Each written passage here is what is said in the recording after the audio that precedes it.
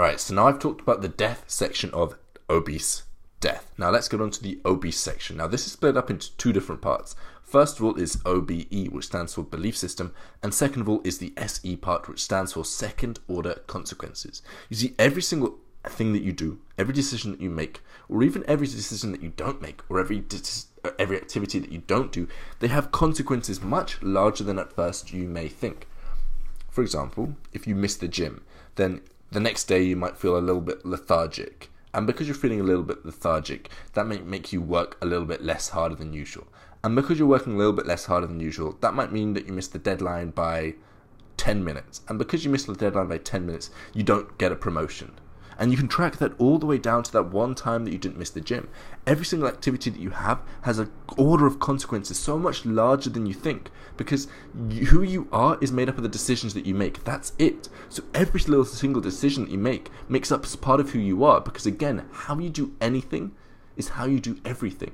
Every single activity that you do is more than just doing that activity. How you do that activity will spill out into all the other activities that you do. For example, if you show up to work and you don't put in the full amount of effort, that lazy side of your brain will play across in all of the other parts of your life. For example, relationships. How you do anything is how you do everything. So every single thing that you do has a huge order of consequence, so much greater than initially that you think. So how do you use this to stop procrastinating? Well, when you stop procrastinating, when you find yourself procrastinating, you've got to recognize and put the pressure on yourself that you not procrastinating isn't just you delaying the activity by a little bit. Well, actually, you're building up the habits, you're making it easier for you to procrastinate in the future.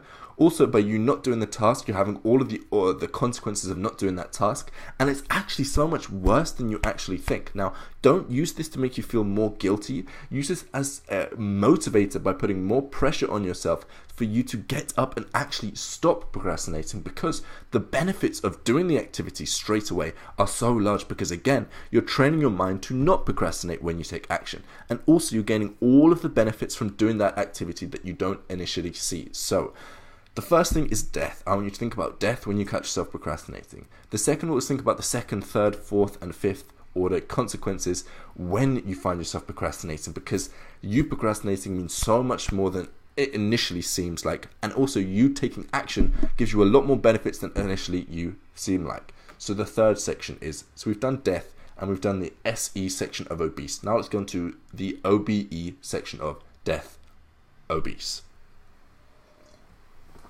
And that stands for belief system. This means that whenever you are motivated by something, throughout the day, at night, whenever you wake up, whenever you feel that burst of energy of motivation, I want you to track back the thoughts that would motivate you.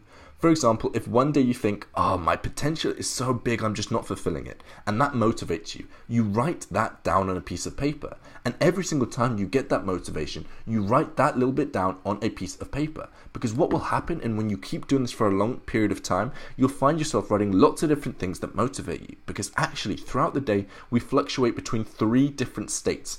Throughout the day, we fluctuate between our higher needs, wanting to give value and help other people, our normal day-to-day needs, like satisfying our basic needs and making money and making friendships and all that sort of stuff, and our low consciousness need, which is kind of like proving people wrong. We fluctuate between those 3 states throughout the day, which is why sometimes when we think of one thing, it motivates us, but when we think about it at another time, it doesn't motivate us at all.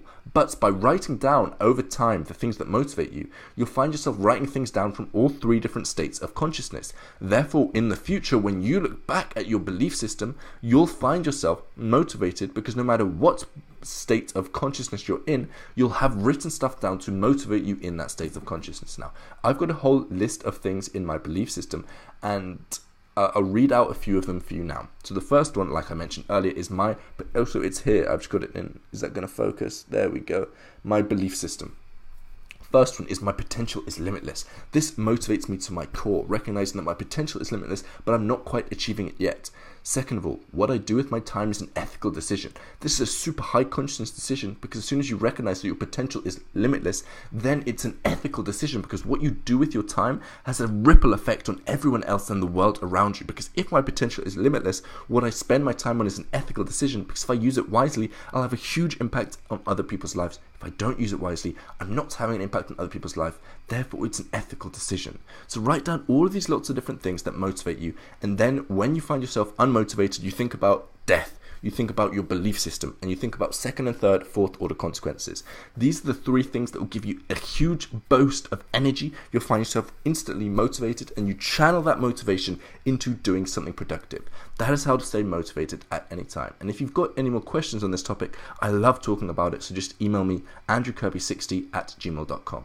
I'd love to hear how you use this. I'd also love to hear what things you have got into your belief system that motivate you.